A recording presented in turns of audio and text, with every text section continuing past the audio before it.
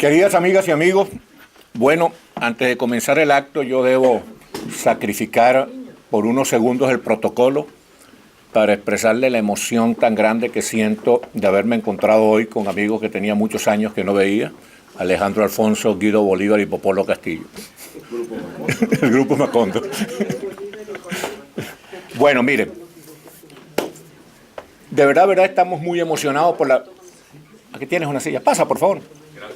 Estamos muy emocionados por la presencia de todos ustedes aquí. Este acto para nosotros es muy sentido porque vamos a conversar con todos ustedes sobre un trabajo que realmente viene a dignificar y a abrillantar el pensamiento político venezolano, que es este libro de Gustavo Tarre, Solo el poder detiene al poder, de acuerdo a la fórmula del Barón de Montesquieu. Gustavo Tarre Briceño, como ustedes saben, es uno de los venezolanos más representativos, más emblemáticos de lo que fue la democracia civil venezolana.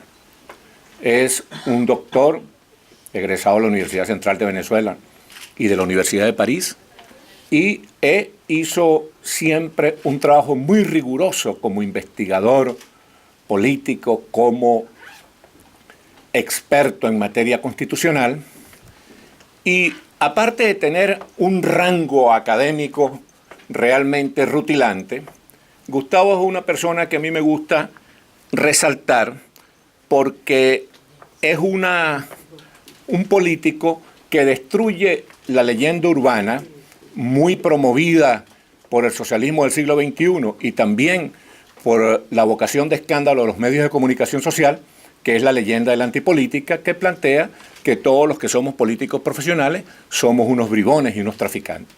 Gustavo ha sido un modelo de político profesional decente y útil para el país. De tal manera que para nosotros es muy, pero de mucho orgullo para sus amigos, de poder hacerle este reconocimiento cada vez que tenemos la oportunidad. Este libro va a ser presentado por otro constitucionalista de mucha solera y de mucho tronío, que es el doctor Guillermo Lustó. El doctor Guillermo Lustó es un constitucionalista argentino, presidente de este instituto que está auspiciando este evento, el Instituto Interamericano por la Democracia, que ha promovido una buena cantidad de actos de estas características precisamente para defender la democracia ultrajada en nuestros países. El doctor Lustó es un constitucionalista que ha hecho trabajos muy enjundiosos, sobre todo en materia de control constitucional, y es una persona que para nosotros, los que tenemos ya varios años en el exilio aquí, ha sido un soporte muy importante.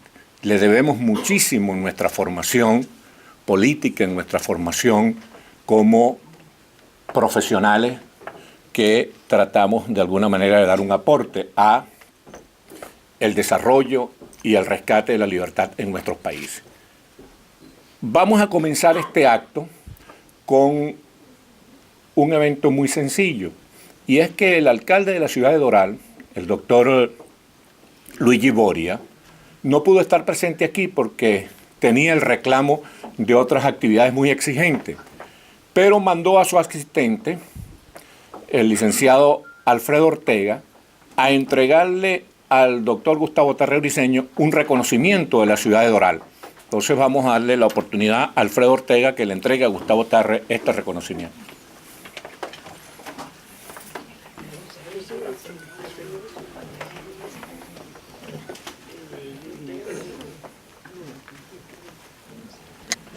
¿Será que lo puedo subir un poquito? Bueno, sí. Puedo hablar sin el micrófono incluso. No, sí, ahí está bien, se escucha bien. No es formalidad ni retórica decir que es un honor estar aquí. Fíjense que una de las cosas que yo más le agradezco al creador de haberme dado la oportunidad de trabajar donde trabajo es tener la ocasión de conocer a personas, a figuras que desde muy niño admiré, desde muy niño sentí ese aprecio, esa admiración, como decía antes, y el doctor Gustavo Tarre es una de esas figuras que yo veía cuando era un joven estudiante universitario. No tuve la suerte que me diera clases, Yo soy graduado de la Universidad Central, él dio clases también, pero en el posgrado y en la Universidad Simón Bolívar. Pero fue siempre uno de esos nombres que tuve presente, un nombre por el que sentí altísima estima. Y tengo hoy la ocasión de, gracias a Dios, como dije antes, en nombre del alcalde de la ciudad de Doral, en nombre del consejo y en nombre de los residentes, presentar un reconocimiento por su trayectoria como político, como escritor, como profesor universitario, pero sobre todas las cosas como un defensor de la libertad. Así que, doctor Gustavo Tarre, en nombre de la ciudad de Doral, te entrego este reconocimiento.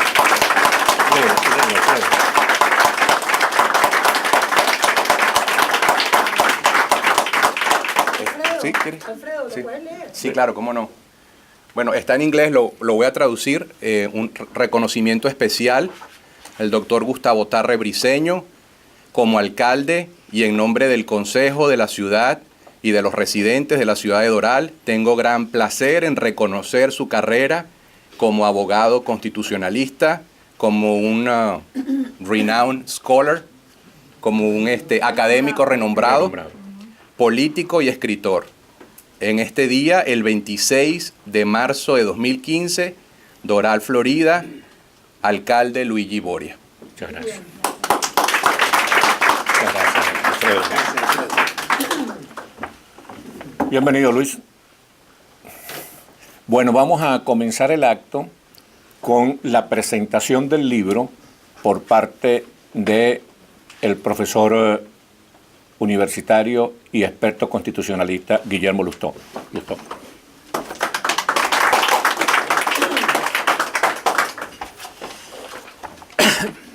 Gracias, Alexis. Gracias por la presentación y gracias por haberme invitado a presentar este libro, que me ha dado la oportunidad de leerlo y estudiarlo a fondo, para una presentación académica del libro, que es lo que el libro amerita. Quería decirles que este es el primer acto público que tiene el Instituto en esta sede, nos acabamos de mudar hace muy poco, y es un placer realmente que coincida con un acto presentando a un profesor como Tarre Briceño. Venezuela tiene una larga tradición de intelectuales de primera línea, pero además, y más importante que eso, tiene una tradición también de profesores e intelectuales que son políticos. El Instituto siempre ha hecho un problema de querer cerrar la brecha entre los académicos y los políticos. Tenemos lenguajes distintos, objetivos distintos, metodología distinta, pero creemos que es imposible mantenernos todavía separados porque perdemos los dos, los científicos políticos, porque nos falta el concepto de la realidad, y a los políticos porque falta a veces el fundamento y el soporte técnico y científico que le podemos dar. Siempre nos hemos preocupado de cerrar esta brecha. Y es una gran oportunidad, hablando de venezolanos como Tarre Briceño, que es el mismo caso de Alan Brewer Carías, de Asdrúbal Aguiar, que son políticos que saben lo que es la política y que tienen la formación académica que les permite manejar este tipo de cosas. Así que creo que es un placer enorme por este otro hecho, tener un venezolano que es a la vez académico y político. ¿De qué se trata el libro? El libro está presentado como una exposición de la teoría de la separación de los poderes y su realidad en Venezuela. Pero creo que el libro es mucho más que eso porque además trae un análisis y una reseña de la historia constitucional e institucional de Venezuela, trae el análisis de diversas etapas de Venezuela y ha planteado también los elementos doctrinarios que hacen a la separación de poderes y cómo se aplican en Venezuela.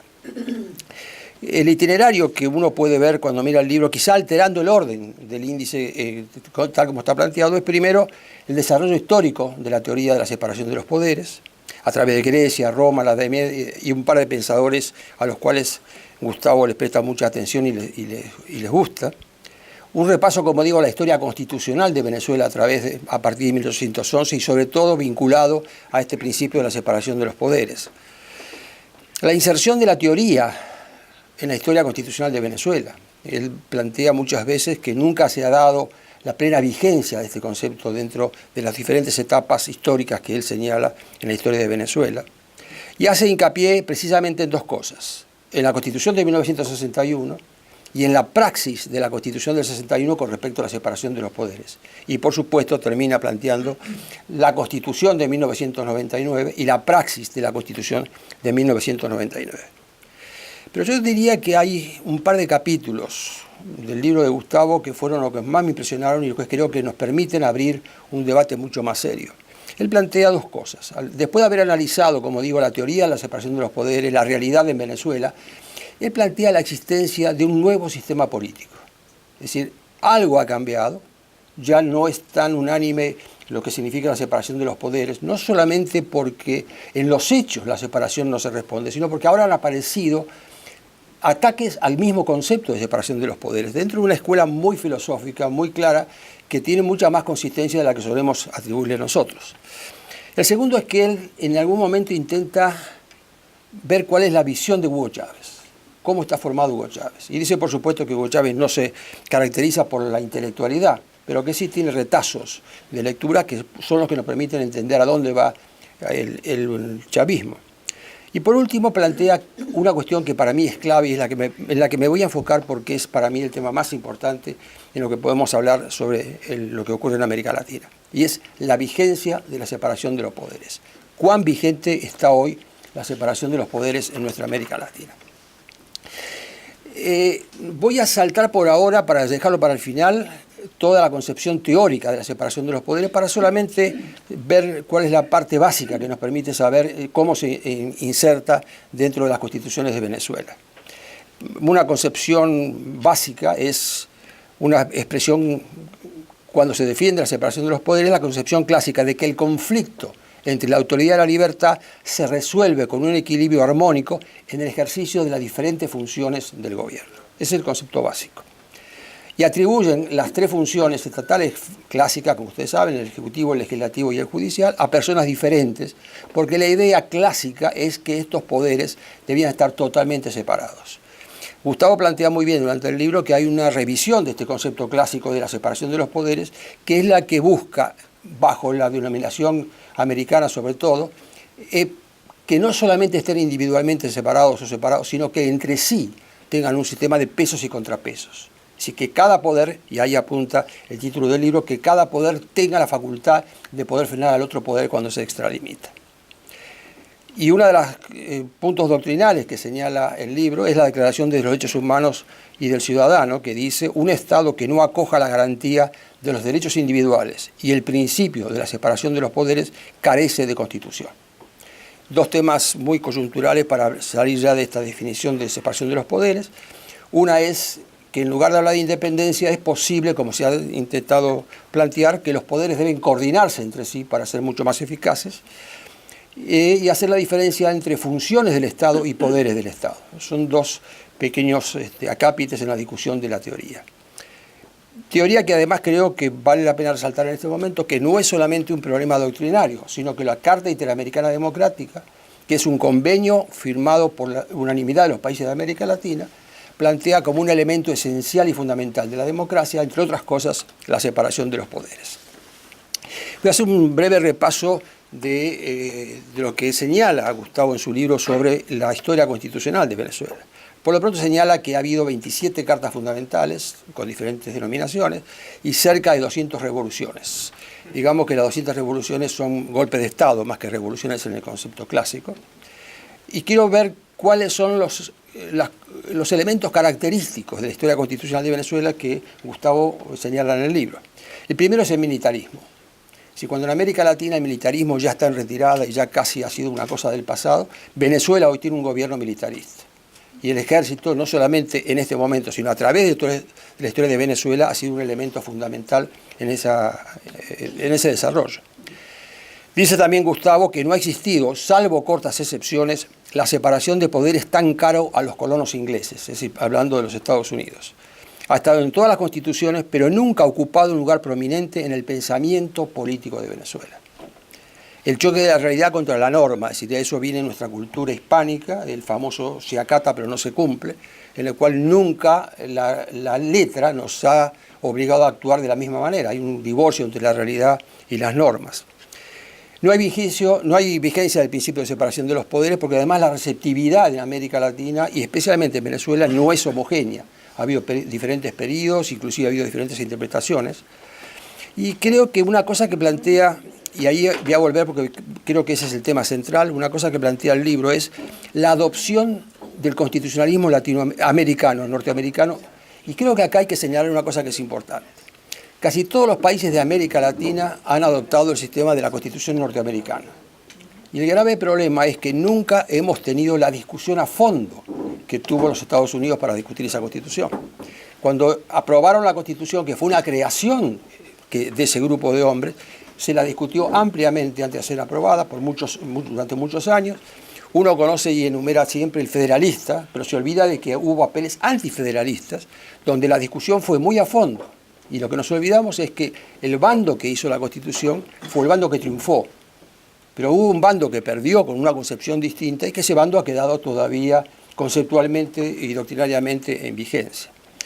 También señala aisladamente que hubo venezolanos como Vallenilla que se quejaban de este trasplante y que decían que los venezolanos debían buscar una fórmula propia que no tuviera nada que ver ni con los americanos ni con la Revolución Francesa.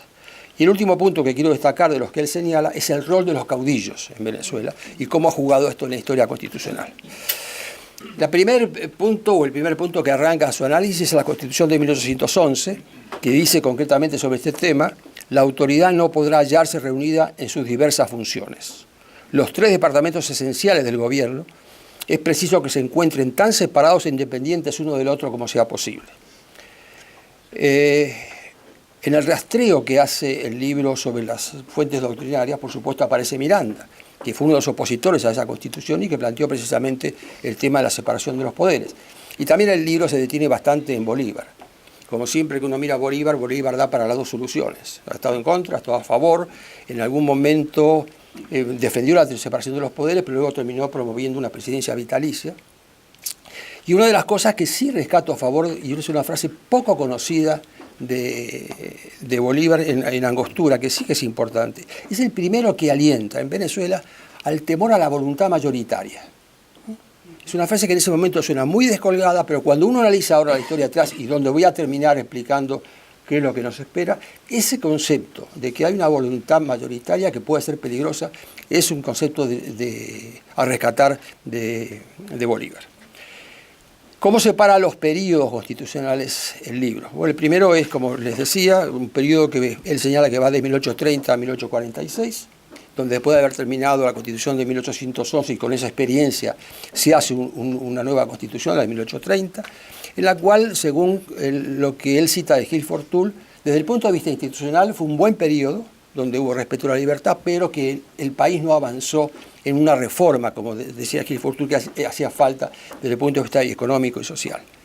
Luego aparece el periodo de 1846 a 1930, no, 1830 a 1846, que ese es el periodo que acabo de relatar, y luego un periodo que va desde 1846 a 1930, y en 1846-48 es donde desaparecen estos principios constitucionales bajo la conducción de Monagas, o Monagas. Durante este periodo hay 16 constituciones que, como dice Gustavo, son de papel, porque nunca funcionaron, y durante todo ese siglo XIX, según las palabras propias de Gustavo, hay un enfrentamiento entre legalismo, derecho por un lado, con autocracia y paternalismo por el otro dentro de Venezuela. En 1936, de acuerdo con lo que Picón Salas señala, también puesto en el libro, comienza el siglo XX para Venezuela. Es un concepto que también ha utilizado Hobsbawm para hablar del siglo XX en el mundo, que no comienza coincidiendo con el siglo, sino coincidiendo con un hecho que señala un cambio radical en la historia. Y ese periodo comienza y termina después de que en 1836 y 1961, que termina con la Constitución, que entiendo, de acuerdo con lo que he leído del libro, le gusta a nuestro amigo Gustavo.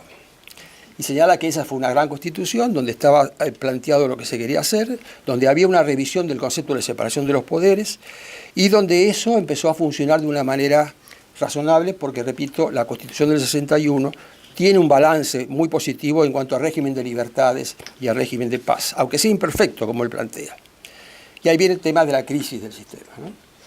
En la crisis del sistema en la que, como ustedes saben, tenemos una nueva Constitución, la Constitución de 1999, muy analizada en el libro, muy analizada, y especialmente desde el punto de vista de su gestación, cómo ha sido gestada, porque arranca gestando una gestión que rompe con el constitucionalismo, rompe con la constitución anterior porque su gestión propia no es de acuerdo con la constitución anterior. Y lo que me resultó extraño es que el movimiento del 4 de febrero se hizo en parte en defensa de la Constitución de 1961.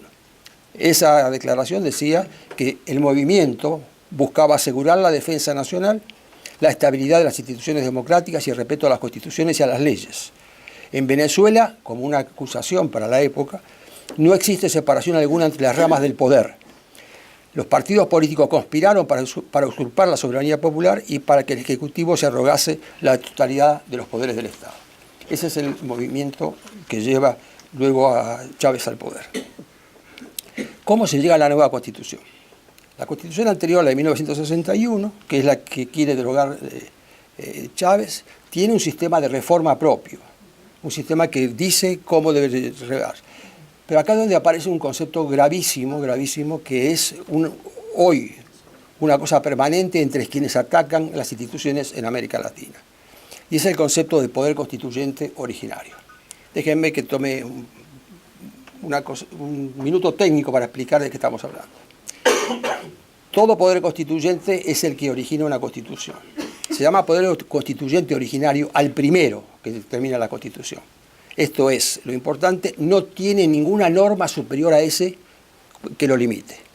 A partir de ese momento, cuando la Constitución está en marcha, las reformas se hacen por un poder constituyente derivado, es decir, un poder constituyente que tiene a la Constitución anterior encima de sí como norma. Es decir, puede modificar la Constitución, pero siempre respetando a la Constitución anterior. El gran planteo del movimiento que estamos enfrentando en este momento es que este poder constituyente originario es permanente. ¿Qué significa un poder constituyente originario permanente? Que el poder puede desarrollarse en cualquier momento, ya vamos a ver en qué forma lo promueve, sin respeto a la ley ninguna. Si un poder original constituyente hoy no tendría ningún respeto a ninguna norma anterior porque se considera el primero y en consecuencia tener amplia libertad para plantearlo. La pregunta muy clara que hace Gustavo en el libro es ¿qué debía proceder? ¿La voluntad del soberano, es decir, este poder constituyente originario o el texto constitucional? Y la Corte también se presenta a eso, pero la Corte, bien planteada la pregunta, la solución que da es equívoca y es la que le permite a Chávez modificar la Constitución en la forma que lo ha hecho. Hay un sistema, hay una sentencia que trata de orientar hacia dónde va la reforma o el cambio de Constitución en 1961, que habla por vez primera de un sistema participativo. Este es otro de los temas que pido que recordemos porque es otro de los problemas con que nos estamos enfrentando hoy. Una de las cosas que analiza y que señala con mucho acierto el libro es que este atropello a la Constitución ha sido consentido por la sociedad venezolana. La frase concreta es: sería irresponsable dejar de señalar que todo este atropello a la Constitución, al orden democrático y a las sentencias de la Corte Suprema de Justicia se desarrolló con la aceptación entusiasta de la mayoría del país y de los medios de comunicación. Y creo que uno mirando a la distancia se da cuenta que efectivamente no solamente desde Venezuela, no suele ocurrir en todos los países, donde la falta de memoria es uno de los problemas que enfrentamos diariamente. ¿Cuáles son en los textos la falencia de la Constitución del 99? Después vamos a hablar de la realidad. Lo que señala es la potestad de la Asamblea Nacional de destituir a los integrantes de los otros poderes. Acá aparece una limitación o una desaparición de la separación de los poderes cuando un poder, la Asamblea Nacional, y acá discrepo con Gustavo. Gustavo cree que el cambio de Asamblea a Congreso es inofensivo. Y yo creo que no, que es una cosa muy pensada, porque una cosa es un Congreso que legisla y otra cosa es una Asamblea que toma decisiones en nombre del poder constituyente originario. Creo que el uso de la palabra asamblea es muy deliberado y que creo, hay frases inclusive de Chávez donde habla de lo que constituye la asamblea.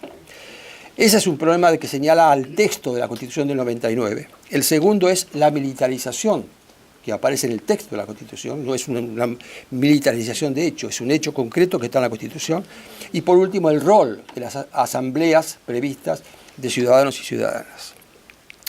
El poder, como saben ustedes, en lugar de 3 se divide en 5, aparecen el legislativo, el ejecutivo, el judicial, el ciudadano y el electoral, que son poderes nunca aparecidos en la teoría clásica de la separación de los poderes. Pero quiero señalar un par de normas de la Constitución que creo que vale la pena tenerlas presente. El artículo 139 dice: el ejercicio del poder público acarrea responsabilidad individual por abuso o desviación de poder o por violación de esta Constitución o la ley. Este artículo hay que tenerlo muy presente en este momento. Que sean responsables de las cosas que han hecho por violación a la Constitución. El Poder Judicial está más o menos planteado en los mismos términos de separación de los poderes, pero otro artículo que sí vale la pena es el artículo 334, donde establece la obligación de los jueces de asegurar el principio constitucional, ya sea a través de un control difuso o de un control concentrado. Pero aparece, repito, el Poder Judicial como encargado de manifestar y de respetar la Constitución. Se menciona, como dije yo, que es un concepto muy peligroso que debemos empezar a combatir, el pueblo como poder constituyente originario. En el ejercicio puede convocar a una Asamblea Nacional Constituyente, transformar al Estado, dar un nuevo ordenamiento jurídico y redactar una Constitución. Piensen ustedes, un poder constituyente que no está previsto en ninguna norma. ¿Cuál es la forma en que puede ejercerse? Y esto lo tiene muy claro el movimiento que sentó doctrinariamente esta Constitución y que después hizo la Constitución de Ecuador y la de Bolivia. La forma de manifestar un poder constituyente originario no atado por la Constitución es la manifestación popular en la calle. Y en España Podemos está diciendo que si no hay adaptación de las normas, el poder constituyente en la calle es originario. Y la frase de ellos es: no hay constitución alguna que pueda refrenar al sentido y al pueblo revolucionario. Es decir, los constituyentes o la gente que se dedica a la filosofía política piensa que los constitucionalistas piensan que la democracia es un peligro y los demócratas piensan que la Constitución es un estorbo. Es decir, hay una falta de consideración entre ambas cosas.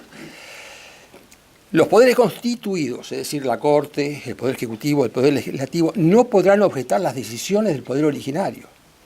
Es decir, aquellos poderes que están en la Constitución no pueden objetar las decisiones que este poder constituyente originario desarrollado en la calle pueden adoptar, y el pueblo desconocerá cualquier régimen, legislación o autoridad que contraríe los valores, principios, garantías democráticas o menoscabe los derechos humanos.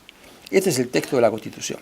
A partir de este texto es donde el libro analiza la praxis con respecto al desempeño de los poderes y sus relaciones entre ellos, la independencia del Poder Judicial, el control de constitucionalidad y el Poder Judicial como instrumento de persecución política.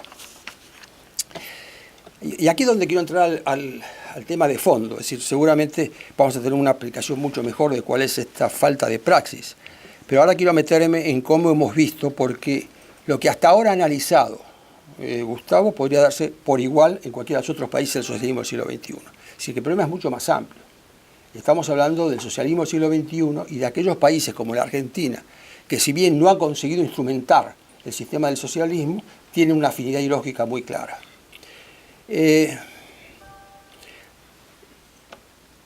Los dos puntos o los dos capítulos especiales que me han interesado tanto del libro de Gustavo son, primero, un nuevo sistema político, donde dice acá hay un sistema político diferente, donde ya no solamente violan las normas, sino que proclaman que están bien violadas. Y luego la pregunta de si tiene vigencia la separación de los poderes. Déjeme, para ver en qué estamos, que ya no es el desconocimiento de las condiciones de la Constitución, sino la declaración de que no sirven. La presidenta del Tribunal Superior de Justicia, Luisa Estela Morales, dice: no podemos seguir pensando en una división de poderes porque es un principio que debilita al Estado.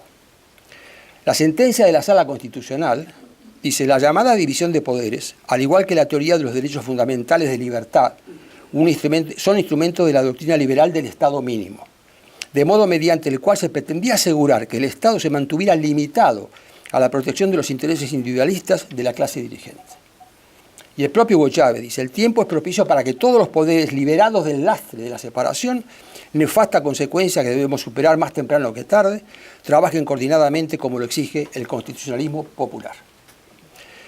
La carta a la Corte del mismo Chávez dice su intención de transformar al Estado, la de Chávez, y crear el ordenamiento jurídico que requiere la democracia directa, así, sin intermediarios, y confirmar la exclusividad presidencial en la conducción del Estado. Si ustedes recuerdan, Correa tiene un video que es famoso, en la cual dice: acá no sé de qué están hablando, acá hay un Estado, el jefe del Estado soy yo, Y como jefe del Estado soy el jefe del Ejecutivo, del Legislativo y del Judicial. El Estado soy yo. Esto aparece Correa en un video emitido por él, lo hemos nosotros multiplicado muchas veces en este sistema. Así comienza la cosa. Y en el kirchnerismo o en la Argentina también se intentó lo mismo, mediante el intento de avasallar a la Corte Suprema de Justicia mediante el nombre de la democracia. Y no era casual, ni estaban mintiendo. Para ellos la democracia es que la Corte Suprema sea elegida y le responda al pueblo y no a las funciones que le da la Constitución. No fue una palabra que la utilizaban porque sí. Sabían que esa democracia que estaban pidiendo era el terminar con el Poder Judicial. Otra frase de Chávez. Convoquemos a la soberanía popular para que ejerza su voluntad absoluta. ¿Acaso le podemos tener miedo a la soberanía popular? No voy a seguir abundando en este tipo de frases, pero sí hay una persona que ha analizado la Constitución del 99, elogiándola, que es la doctora Rondón de Sansó. Y ella dice que sobre los méritos de la Constitución del 99, ella señala, primero, someter al debate ideológico la forma de Estado, la separación de poderes, la sustitución del sistema representativo por una concepción participativa. Si existe o no la necesidad de un tribunal constitucional, se plantea ella, frente al avance de la Constitución del 99, a la cual elogia, y luego eliminar las discusiones bizantinas propias del constitucionalismo americano y la Revolución Francesa. Estos son los méritos que vale discutir en la Constitución del 99. Salto un poco de este tema para plantear un esquema donde cuando se pregunta Gustavo sobre a dónde va el Poder Judicial o la separación de los poderes, él habla como el enemigo que está a la vista, el socialismo. Y acá tengo una discrepancia ideológica. ¿Sí? Yo señalo o veo dos instancias diferentes en esta cuestión política. Una es el de las instituciones. ¿Qué son las instituciones? Las instituciones reflejan, por eso son tan importantes, aquellas cosas en que una comunidad se ha puesto de acuerdo y que ya no discute más. Y eso le permite analizar las otras cosas. Es decir, una vez que una sociedad sabe qué cosas ya están acordadas, se dedica a otras cosas. Si estamos de acuerdo que la Constitución sirve, que la separación de poderes sirve, podemos abocarnos a qué hacemos con el Estado, a qué hacemos con la economía, otro tipo de cosas. Pero si estamos discutiendo las instituciones, estamos permanentemente encerrados en este tema. Entonces, ¿qué significa el no tener que discutir esto desde el punto de vista del socialismo? A mí el socialismo no me asusta. Siempre y cuando tengamos instituciones conjuntas, discutamos de ahí para abajo el tamaño del Estado, los impuestos, lo que quieran, porque es una discusión política en la que si soy demócrata tengo que estar dispuesto a que si me ganaron tienen derecho a tomar las decisiones, siempre y cuando las instituciones estén vigentes. Entonces yo creo que el enemigo que estamos enfrentando no es el socialismo, porque hay ejemplos de países que podríamos llamar socialistas que son exitosos y donde nadie se escapa, nadie está exiliado, y hablo de Finlandia, Dinamarca, Noruega, son países socialistas, pero que a mí no me asustan. Lo que a mí me asusta es esta nueva concepción de un tipo de socialismo y populismo, que es el que se da en América Latina.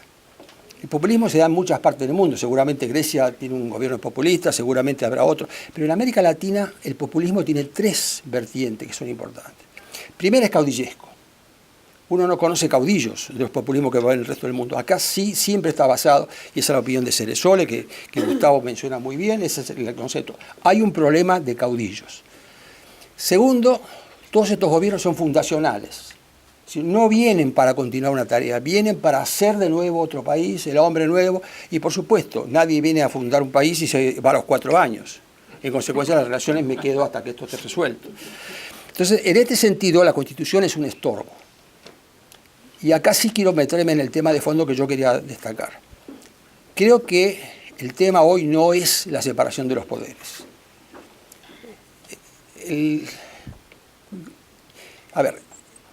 Esta gente que ha elaborado las constituciones y que está afincada en Valencia son los que lo han fomentado. Es en un libro que también menciona Gustavo, que son el de Viciano Pastor y Martínez de Armao, han creado desde Valencia una concepción constitucionalista que va totalmente en contra de lo que estamos hablando nosotros.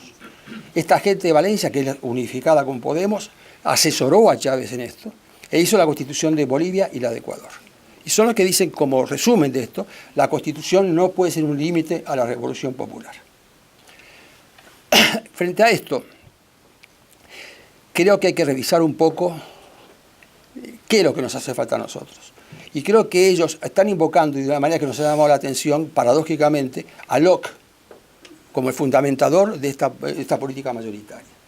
¿Y por qué? Porque efectivamente Locke es un autor que, visto a través de los ojos de ellos, es un autor complicado y difícil.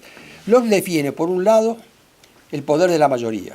Es decir, él cree que la única legitimidad para un gobierno es el consenso, y como el consenso total no se da, termina con que la mayoría decide. Pero a su vez, Locke ha planteado siempre el derecho individual y el no absolutismo. Pero acá hay un error, es decir, Locke nunca defendió el absolutismo como un problema de separación de poderes. El absolutismo para Locke era que el rey o el gobernante estuviera tan limitado a la ley como lo estoy yo. Eso era limitar el absolutismo. Pero como él no se define en esto, uno puede invocar que el tema central de Locke es la mayoría, como dice él, o que el tema central opuesto a esto es el de la libertad individual. ¿Y por qué aparece la Constitución norteamericana como el fundamento y lo fundacional para nosotros? Porque por vez primera los americanos se dan cuenta de que efectivamente una mayoría puede ser tan tirana como un solo individuo. Hasta ahora no lo habían visto, pero en el Federalista, sobre todo en los apartados 48 y 49, claramente plantea, y se los leo concretamente, todos los poderes convergen en el legislativo, dice el Federalista, que es lo que constituye el gobierno despótico. No atenúa la cosa de que esos poderes sean ejercidos por muchas manos y no por una sola. 173 déspotas serían sin duda tan opresores como uno solo. Un despotismo electivo no es el gobierno por el que luchamos. Hay claramente un planteo de que la Constitución, que es la gran creación norteamericana, es antimayoritaria. Es decir, lo que hace la Constitución es ponerle límite a la mayoría. ¿Y cómo le pone el límite a la mayoría? Donde para mí tiene la institución fundamental, mucho más importante que la separación de los poderes, y que creo que Gustavo comparte, que es el control de constitucionalidad. Esto significa que 9 miembros de la Corte Suprema, 7 en Argentina, 9 acá, son capaces de decirle al organismo representante de la mayoría, que es el organismo del Poder Legislativo, usted no puede hacer esto, aunque tenga la mayoría, porque la Constitución se lo prohíbe. Yo creo que el gran acierto del constitucionalismo norteamericano, no ha sido la separación de los poderes, que no la vio como una cosa decisiva, sino que una corte capaz de decirle a una mayoría, usted no puede hacer esto y la mayoría no tiene un poder absoluto. Creo que ese es el punto principal de lo que yo creo que tenemos que plantear en este momento. Es decir, el hecho de, como lo dice el propio libro, vos lo decís también, que el constitucionalismo y la imposición y que no habría democracia ninguna si la Constitución no fuera respetada por un organismo que sea capaz de hacerlo respetar. ¿En qué nos lleva esto en el momento que estamos actual? Estamos enfrentando a un populismo que no solamente desconoce en la realidad la separación de los poderes, la libertad, sino que además la fundamenta jurídicamente. Y esa es la batalla que estamos dando hoy, no solamente en los hechos como ustedes, peleando contra Maduro o nosotros con Cristina Kirchner, sino jurídica y filosóficamente empezar a refutar los términos que desafortunadamente para nosotros no están bien conocidos. Ellos llaman a este nuevo concepto el nuevo constitucionalismo latinoamericano, creyendo que hay una nueva forma que es la Constitución no puede ser un límite a la Revolución Popular. Hemos publicado en el Instituto, hemos tenido seminarios, hay publicaciones nuestras que atacan precisamente con un autor que vos mencionás, que es Pedro Salazar. Hemos trabajado sobre este nuevo concepto. ¿Cómo podríamos plantear en este momento la lucha que se nos viene, ¿no? Y acá otra vez tomo una frase tuya de Moisés Naim, que es otro de los grandes venezolanos que han tenido los dos bonetes, el académico, ¿no? Dice Moisés, empujado por los cambios de manera de adquirir, usar y retener el poder, la humanidad debe encontrar y encontrará nuevas fórmulas para gobernarse. Lo que está diciendo es, estamos en crisis, tenemos problemas, y al lado de esto Tony Judd, que fue un intelectual que ha muerto hace un par de años, también decía, quizás nos iría mejor a los demócratas, si en lugar de querer imponer la democracia a la fuerza en otros lugares, empezáramos a reflexionar sobre qué es lo que no funciona bien en la democracia. Y quizás tendríamos mucha mayor legitimidad si podemos plantearnos qué temas no están funcionando bien y reconocerlo nosotros antes que nos señalen ellos como una falencia nuestra. Y acá sí lo que creo es que en lugar de citar a Hamilton y a Madison, tendríamos que crear y tener nuevos Madison y nuevos Hamilton que crear un sistema diferente. Gracias.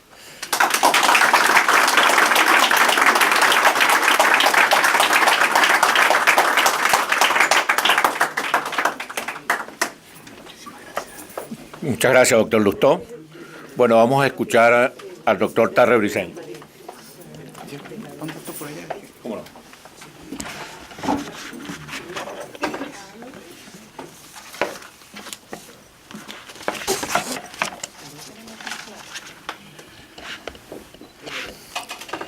Queridos amigos, comienzo estas palabras expresando mi agradecimiento.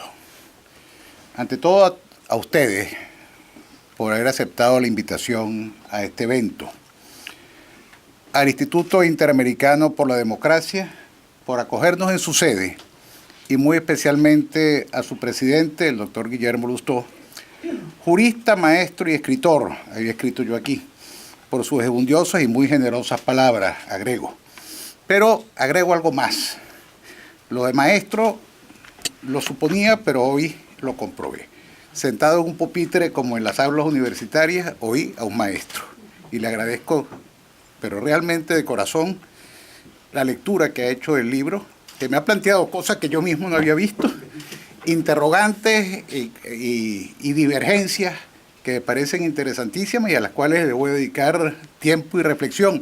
Y quisiera, doctor, si ese discurso o esas notas que usted tiene me las pudiera facilitar, me serían de extrema utilidad, porque obviamente este es un tema que sigo trabajando. Quiero agradecer al autor del prólogo del libro, que fue citado por el doctor Lustó, Alan Randolph Brewer Carías, uno de los mejores juristas del continente, exilado hoy en día en Nueva York desde hace más de 8 años, y el autor del prólogo, como decíamos, de este libro. Quiero agradecer a la alcaldía de Doral por ese reconocimiento que realmente me conmueve. Quiero un agradecimiento muy especial a mi hermano de toda la vida, Alexis Ortiz, que es un escritor, periodista y sobre todo un luchador incansable por la democracia venezolana y que ha sido el principal promotor de este evento junto con Abel Ibarra, con José Gregorio Tobar, José Hernández, Héctor Salazar, Pedro Mena, José Gregorio Sánchez, amigos todos que han hecho posible que este encuentro se realice. Y último agradecimiento, last but not least, como se dice por aquí, a Iris Vivas de Tarre, por todo lo que ella ha significado y significa para mí.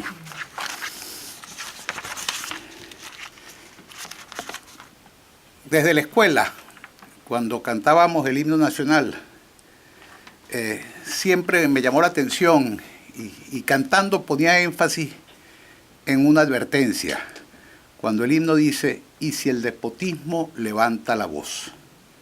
Bueno, esa frase la puse como epígrafe del libro, porque en Venezuela el despotismo volvió a levantar la voz. Lo que vivimos durante 40 años de democracia en Venezuela, pensábamos que eran ya épocas que estaban superadas, que eso era historia, y que el despotismo había callado para siempre. Y luego sentimos que el himno nacional, con inmensa sabiduría, mantiene esa alerta y hace esa advertencia. Cuidado con que el despotismo levante la voz como efectivamente la ha levantado. Tampoco pensé nunca cuando empecé a trabajar en este libro, que es producto de muchos años de reflexión, tanto cuando me encontraba activo en la política como siempre desde el aula universitaria. Nunca pensé que al enumerar todas las violaciones a los derechos humanos, todas las violaciones a la Constitución, todo el irrespeto al Estado del Derecho, iba yo mismo a ser víctima de ese poder arbitrario y autoritario. Acusaciones tan inverosímiles como infundadas me obligaron a salir de Venezuela, ya hace 9 meses. No pude asistir a la presentación original de este libro, que estaba prevista para unos días después de mi salida, que se propuso y se realizó en ausencia del autor, con unas palabras muy, muy hermosas del padre Luis Ugalde, que es una de las conciencias morales con las que cuenta Venezuela. Pero nunca me imaginé entonces que el caso Gustavo Tarre terminaría siendo uno más de la larga lista de violaciones al Estado del Derecho que en este libro se reseñan. Son muchos los venezolanos que han sido víctimas de la conculcación del principio de la separación de los poderes en aquella otrora tierra de gracia, como la bautizó Cristóbal Colón. Quiero permitirme la mención de 5 nombres, y todas estas menciones son siempre arbitrarias y siempre queda alguien fuera que merecería estar. Pero esos 5 nombres encarnan la magnitud del atropello, la inmensidad de la cobardía y del abuso de poder que algún día será detenido. María Lourdes Afiuni, Iván Simonovis, Leopoldo López, Antonio Ledesma y María Corina Machado. No hace falta, además, nombrar a cada uno de los estudiantes asesinados, vejados y torturados, porque de alguna manera el rostro de cada uno de ellos lo tenemos siempre presente, y ese rostro hoy es el rostro verdadero de la patria.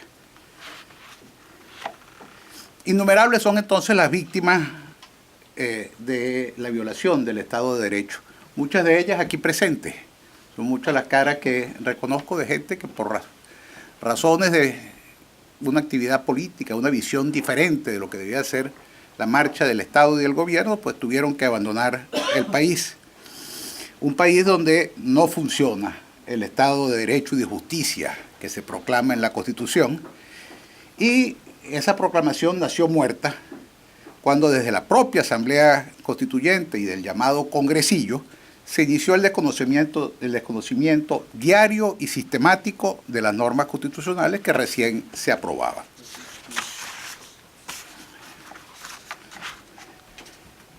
¿Qué decía el barón de Montesquieu cuando, en El espíritu de las leyes? Decía que todo hombre que detenta el poder y ejerce el poder tiende a abusar. Es como una especie de ley de hierro. Así es la naturaleza humana. Usted le da poder a un policía de tránsito y si no tiene un control y alguien que lo vigile, empieza a abusar.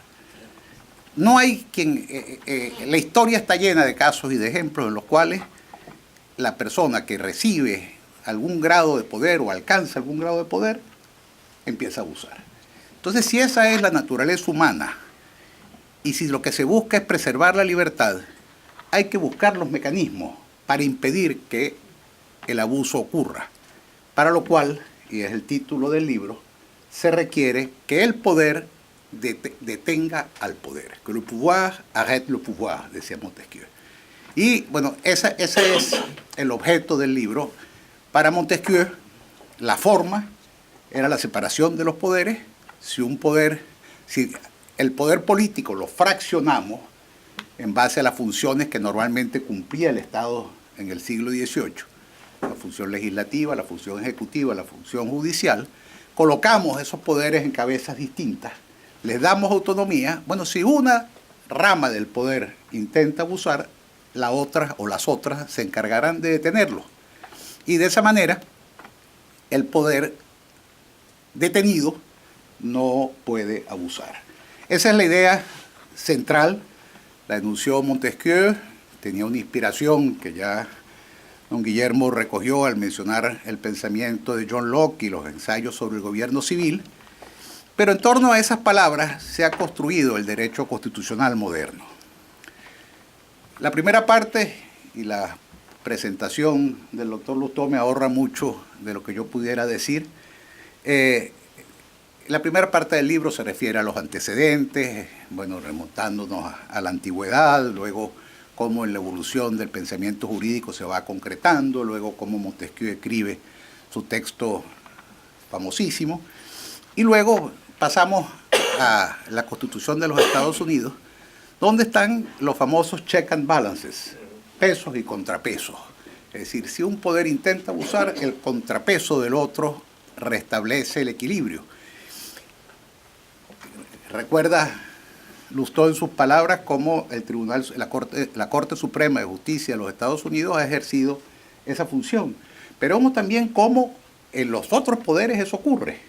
El Senado de los Estados Unidos, que incluso precisamente por el temor al abuso de las mayorías, los senadores no son electos por 2 años, como son electos los representantes, y que en consecuencia se renueva la totalidad de la Cámara y la volubilidad de la política puede dar una transformación completa.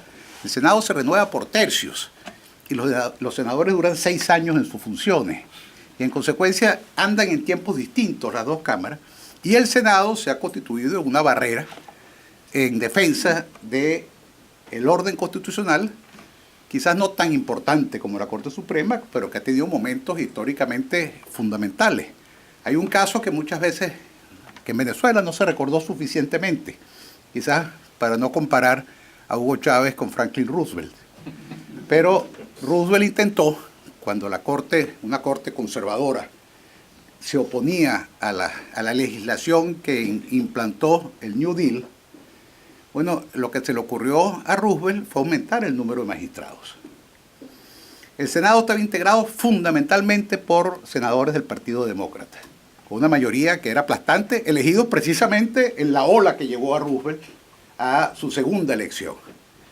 Bueno, y entonces Roosevelt decide, bueno, ya que la Corte me está anulando disposiciones que para mí son fundamentales, la salida que tengo es modificar el número de los magistrados y lograr que con esa modificación, yo que soy el encargado de designar y el Senado que está conmigo, que es el encargado de autorizar las designaciones, pasamos y controlamos la Corte. De esa manera el poder dejaría de tener al poder, porque estaría todo en manos de Roosevelt. Bueno, y ese Senado demócrata derrotó al presidente demócrata. Y la modificación que Roosevelt propuso no pudo darse porque el Senado de los Estados Unidos detuvo al poder. No era un poder cualquiera. Yo simpatizo con la inmensa mayoría de las normas que Roosevelt propiciaba. Posiblemente los senadores, la mayoría de esos senadores también simpatizaba con esas normas, pero se daban cuenta que si quitaban el freno, el poder se iba a desbocar, aún en manos de un demócrata como Franklin Roosevelt, aún en manos de una persona que evidentemente no tenía un talante autoritario, pero la tentación del abuso estaba allí y el Senado lo detuvo. En Venezuela, como en ninguna parte del mundo, hubo en la historia una coincidencia entre la realidad y la norma. Los que hemos estudiado Derecho sabemos que esa tensión es permanente. Y ni en Suiza, ni en Suecia, ni en Noruega alguien puede agarrar la ley y ver la realidad y decir coinciden perfectamente. Eso no se da. Lo que sí ocurre es que hay países en los cuales normalmente, mayoritariamente, las leyes se cumplen, y hay países en los cuales las leyes se cumplen poco o no se cumplen nunca. Bueno, en Venezuela durante muchísimos años, décadas, siglos, no había mayor coincidencia entre la norma y la realidad. Hay aquella famosa frase que el ministro del Interior le decía al presidente Monagas, cuando el presidente Monagas le pregunta al ministro, Monagas era un general, el ministro Sanabria era un abogado, y le dice, ministro, ¿y eso que estamos estudiando no es violatorio de la Constitución? Y el ministro le dice, general, la Constitución da para todo.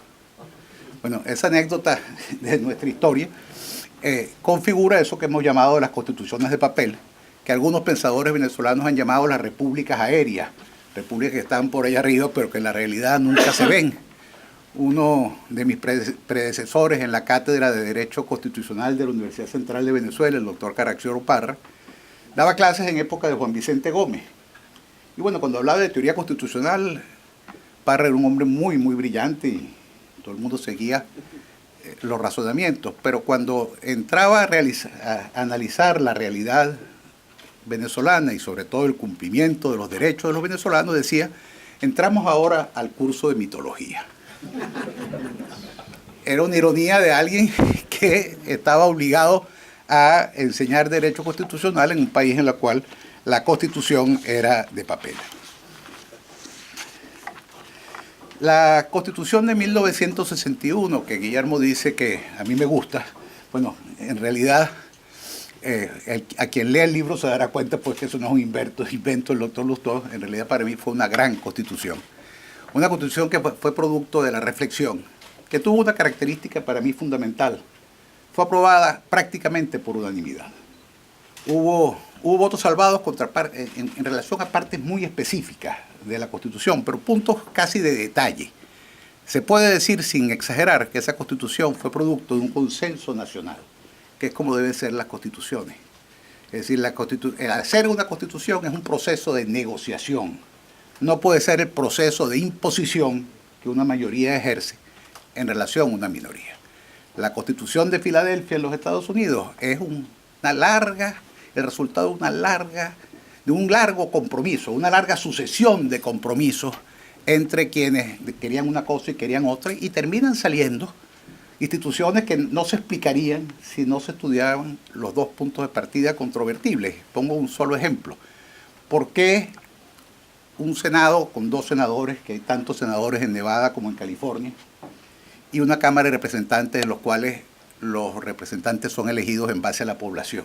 Bueno, la razón era muy sencilla. Eran 3 estados que iban a conformar la Unión, y obviamente el principio normal que venía a la mente de los constituyentes era, bueno, vamos a elegir los representantes en base a la población. Pero resulta que Nueva York, Pensilvania, Virginia, entre esos 3 estados solos iban a controlar el Parlamento. Y entonces los estados pequeños decían, bueno, la gente de New Hampshire decía, no, eso no nos sirve. Y entonces inventaron eso. Vamos a tener 2 cámaras.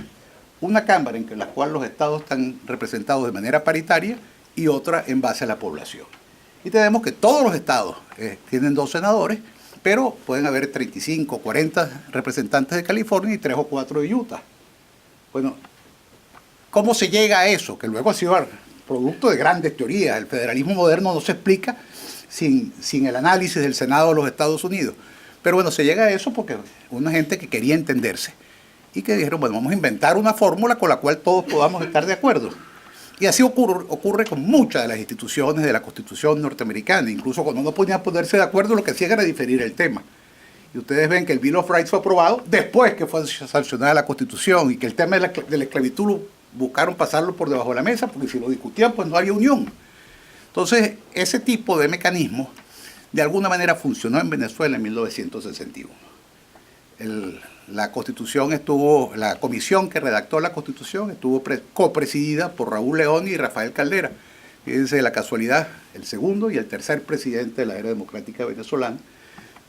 Rafael Caldera tuvo un peso muy, muy grande por ser él un constitucionalista. Y el resultado de esa Constitución es, para mí, una Constitución modelo. Tiene, hasta desde el punto de vista del idioma, que es una de las grandes fallas de la Constitución actual. Quienes lean la Constitución venezolana se darán cuenta que eso es redactado por unos semianalfabetas. La Constitución del 61 fue revisada hasta en sus puntos y comas por Ángel Rosenblatt, uno de los mejores especialistas y lingüistas de la lengua castellana, y que vivía en Venezuela entonces, habiendo huido de España precisamente por causa del despotismo. Entonces,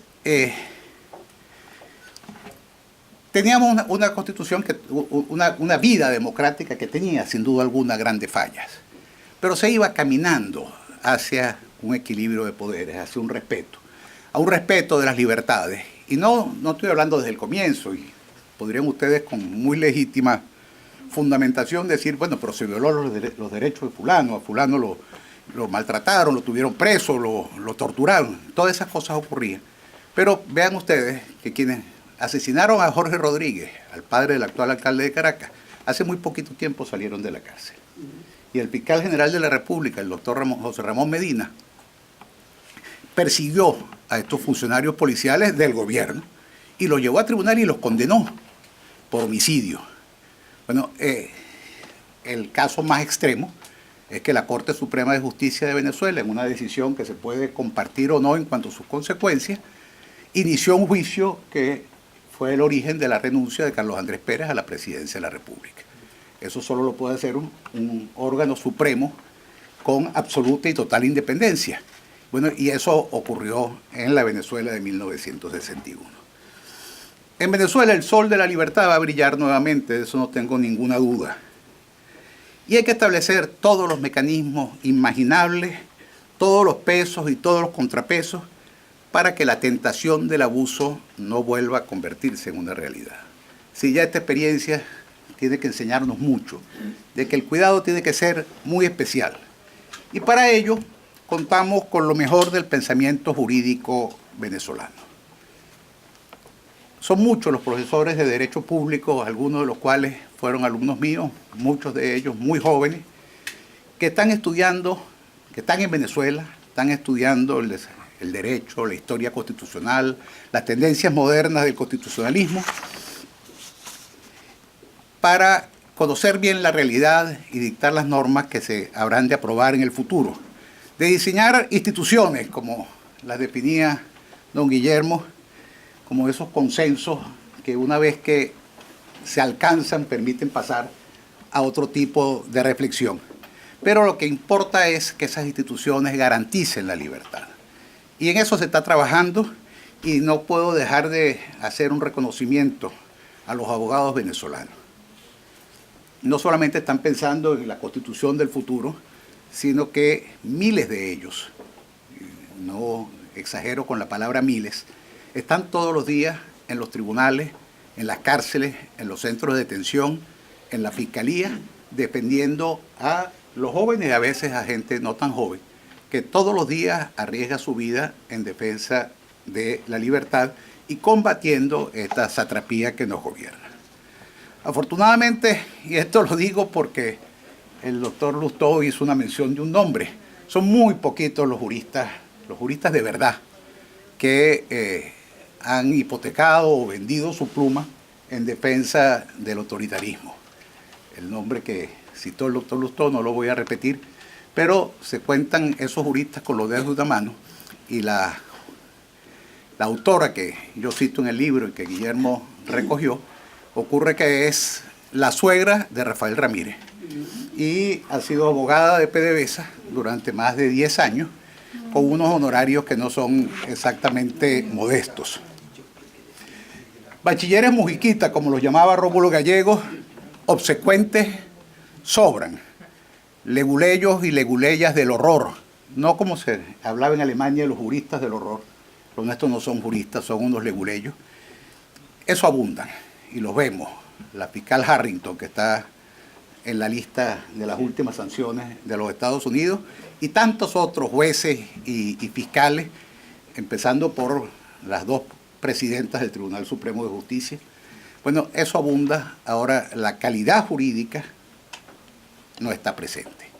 Los juristas de verdad en Venezuela, en una inmensa mayoría, no están de acuerdo ni avalan ni con sus escritos ni con sus voces lo que en Venezuela ocurre. Ahora, contamos en Venezuela con equipos humanos de primerísima calidad formadas en los mejores centros de enseñanza del mundo, que están trabajando y deben empeñarse o deben empezar a trabajar en el diseño de un país nuevo. Porque requerimos de un Estado fuerte que busque alcanzar la igualdad sin sacrificar la libertad. Porque muchas veces se dice, bueno, que es preferible un Estado eficiente, aunque eso implique atropellar un poquito la libertad, y no, bueno, el desbarajuste, el desorden, la anarquía, en nombre de los derechos humanos. Bueno, la búsqueda de ese equilibrio es algo esencial. Eduardo Frei, que fue presidente de Chile, decía, si me dan a escoger entre la libertad y el pan, escojo la libertad para seguir luchando por el pan. Porque si uno escoge esos supuestos bienes que en el futuro nos van a llegar a todos, sabemos en primer lugar que no llegan. Fueron generaciones y generaciones de habitantes de lo que fue la Unión Soviética que se quedaron esperando los beneficios del socialismo real, y esos beneficios nunca llegaron, o llegaron de una forma tan limitada que no valía la pena tanto sacrificio, tanta muerte, tanta tortura, tanta represión. Y claro, cuando hablamos de socialismo, Guillermo, nos estamos refiriendo, cuando yo hablo de ese socialismo, al socialismo que llamaban en Europa el socialismo real. Es decir, el de los países de la cortina de hierro, el de la Unión Soviética, el de China, el de Vietnam, el de Cuba. Es decir, los socialdemócratas escandinavos, españoles, franceses, belgas, holandeses, austríacos, pues evidentemente no entran para nada en esa crítica que hacemos.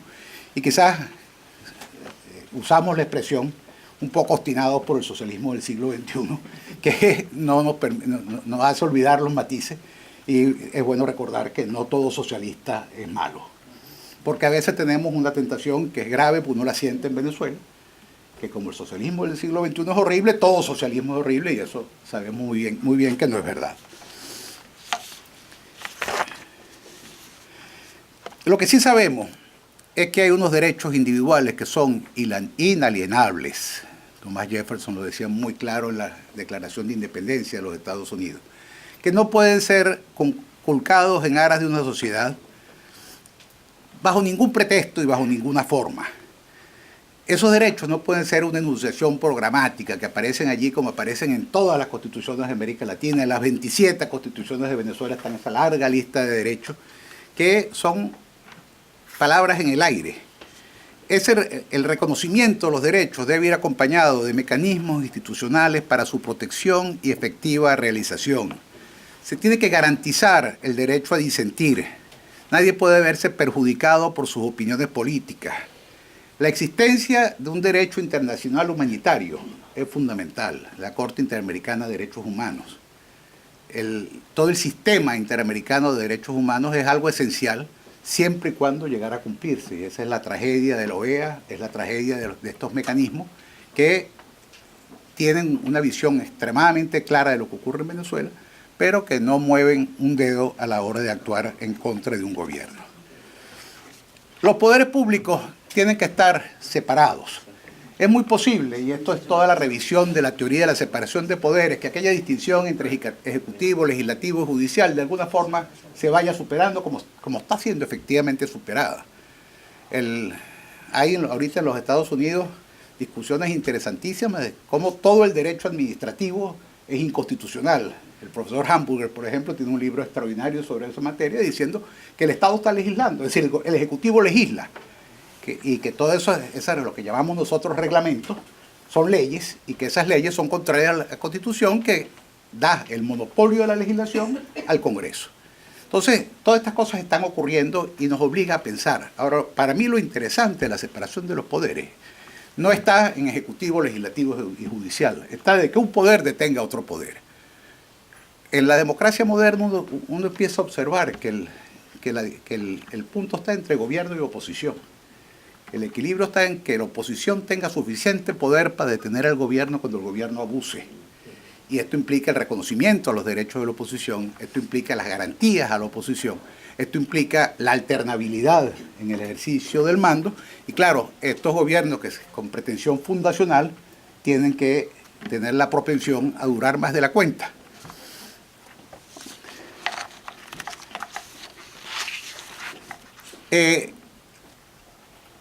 Estamos entonces pensando en lo que debe ser ese nuevo Estado venezolano, que tenga una separación, una división en el poder que garantice una sociedad abierta y pluralista y respetuoso de las minorías.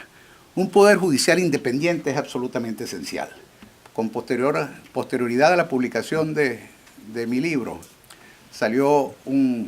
fue publicado otro libro de un grupo de profesores de la Universidad Central de Venezuela, que se llama el Tribunal Supremo de Justicia Rojo. Ahí se señala, le cito una sola estadística para no abrumarlo, pero la sala político-administrativa del Tribunal Supremo de Justicia es aquella que decide sobre las pretensiones que los administrados tengan en contra del Estado. Es decir, cuando yo, ciudadano, siento que el Estado de alguna forma ha afectado mis derechos, yo demando al Estado ante el Tribunal Supremo de Justicia. Y el Tribunal Supremo de Justicia resuelve quién tiene la razón. Se han presentado en el lapso de unos 12 años que el libro examina 3.200 demandas en contra del Estado venezolano. Si yo les diría a ustedes que me digan o que adivinen cuántas decisiones hubo en favor del ciudadano y en contra del Estado, estoy seguro, Beatriz está señalando la cifra exacta.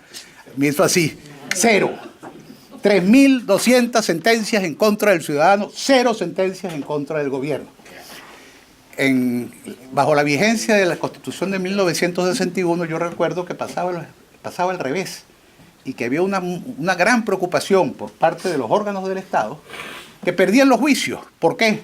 Porque los abogados de la Procuraduría eran abogados jóvenes bastante mal pagados que se enfrentaban a los grandes bufetes, y normalmente los grandes bufetes ganaban los juicios porque el Poder Judicial actuaba en base al derecho y en base a quién exponía mejor su caso.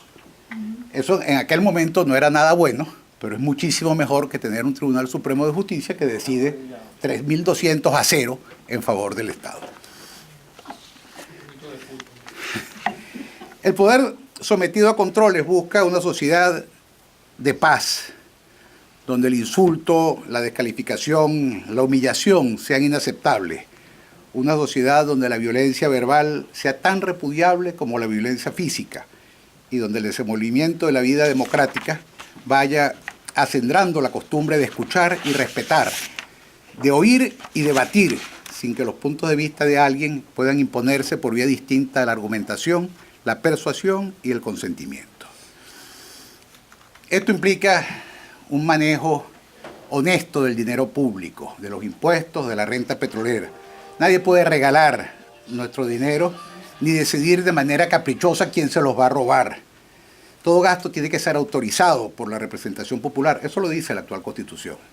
Y saben ustedes cómo existe el Fondo Chino, cómo existe el Fondo de Desarrollo Nacional, cómo se dilapida el dinero sin pasar jamás por el control de la Asamblea Nacional, en la cual el gobierno tiene mayoría y podría por lo menos cumplir la formalidad. Lo lógico es que el gasto público y todo el proceso del presupuesto sea un proceso realmente participativo en que los interesados tengan cómo opinar y que el dinero público sea gastado en la forma como los interesados de alguna forma lo resuelvan. Se me está pasando el tiempo.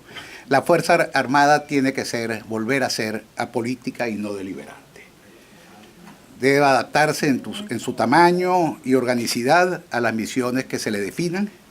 La incorporación de los civiles a la defensa debe concebirse en el sentido más amplio y estrictamente vinculado con la defensa del territorio, de la democracia y del desarrollo. No tienen sentido milicias politizadas cuya conducción sea ajena a los mandos de cada fuerza.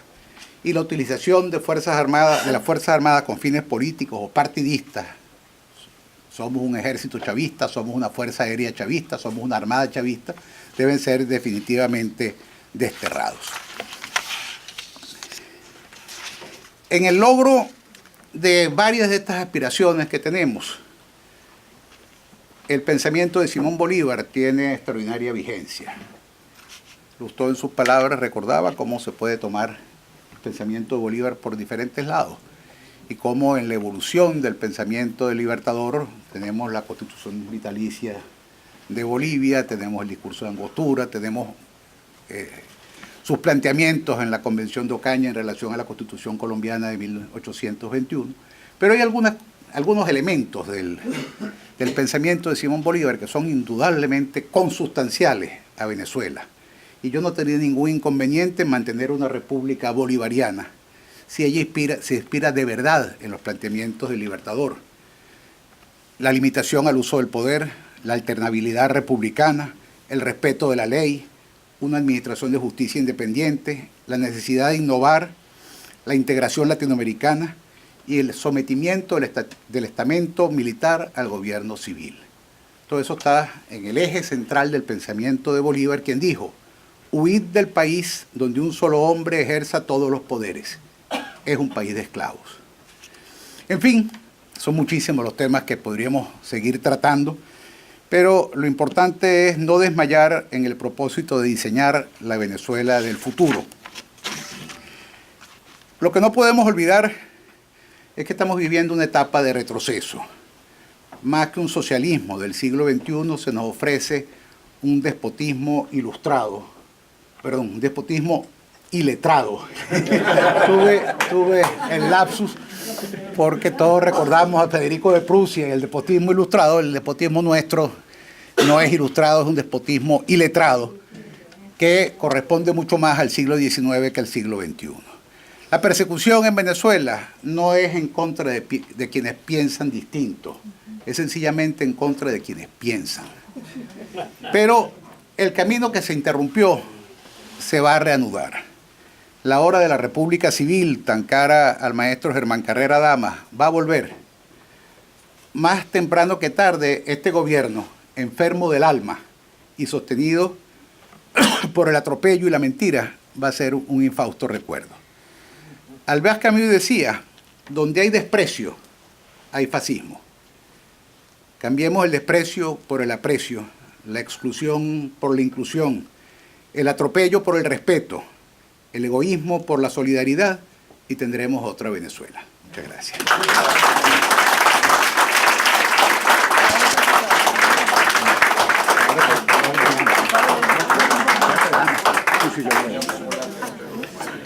Bueno, Queremos informarles, queridas amigas y amigos, que el libro se puede encontrar en Amazon y también en la librería Barnes & Noble. Sí. Es muy barato, no se asusten. Lamentablemente no lo tenemos aquí. Fíjense ustedes cómo... Para que vean que sí existe, aquí está. Como comenzamos con mucho retraso, apenas disponemos de unos 15 minutos para que Gustavo pueda responder alguna pregunta que ustedes tengan a bien hacer. Lo que sí les extendemos es el ruego a que sean preguntas y no intervenciones, porque entonces vamos a escamotear el derecho de los demás a hacer preguntas. Beatriz.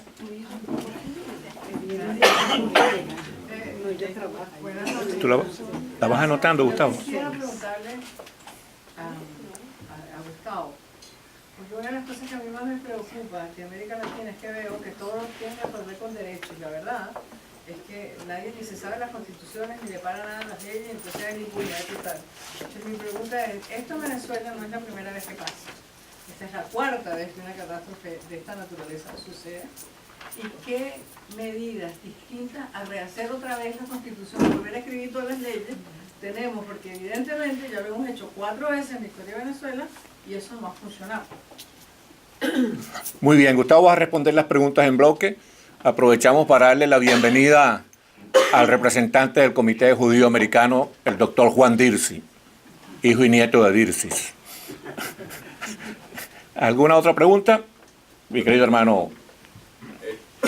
Si bien en los últimos 70, 80 años la tendencia ha sido a hacer más grande y ampulosa las constituciones en Latinoamérica, ¿no sería conveniente que en un futuro estas constituciones se redujeran en sus dimensiones, cuestión de que no solamente, en el mejor de los casos, representen la opinión de una generación, sino de las futuras generaciones que vienen sucesivamente?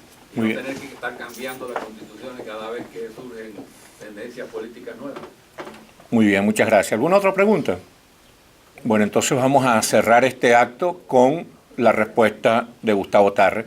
Muchísimas gracias. No olviden que en Amazon y en Barnes & Noble está el libro y después están invitados a un pequeño refrigerio aquí en el salón contiguo.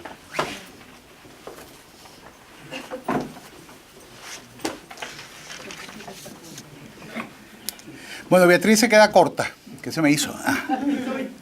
Son mucho más de 4 veces que esto ha pasado en Venezuela. Esto es una cosa tan reiterada que en las clasificaciones puede ser 4, puede ser 8, pueden ser 12, en que tenemos esta especie de círculo vicioso que se repite y se vuelve a repetir, ¿no?